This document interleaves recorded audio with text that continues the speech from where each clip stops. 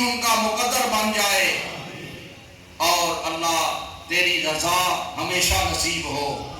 اے اللہ اپنی خالص بندگی نصیب فرما، اللہ وہ بندگی نصیب فرما جو بندگی کا ظہور تیرے رسول محبوب کے پاس بیٹھنے والوں پر ہوا ہے، جس بندگی کا ظہور تیرے محبوب کو دیکھنے والوں پہ ہوا ہے، اللہ وہ بندگی ہمیں نصیب کر، اس کی بہار ہمیں نصیب کر۔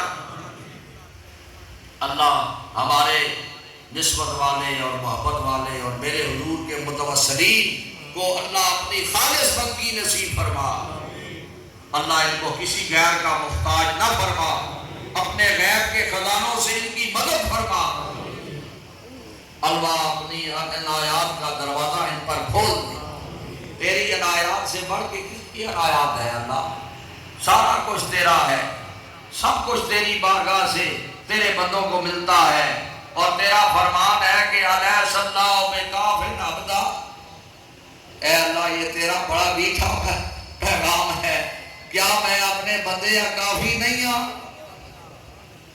کیا میں اپنے بندے یا کافی نہیں ہوں؟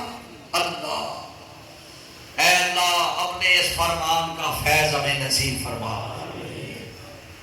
اس کے اس رنگ میں اللہ ہمیں رنگ دے کہ ہمارا بال بال تیرا شکر گزار ہو جائے، اور ہمارا لو لو سے یہ آواز آئے اللہ تو ہمیں کافی ہے۔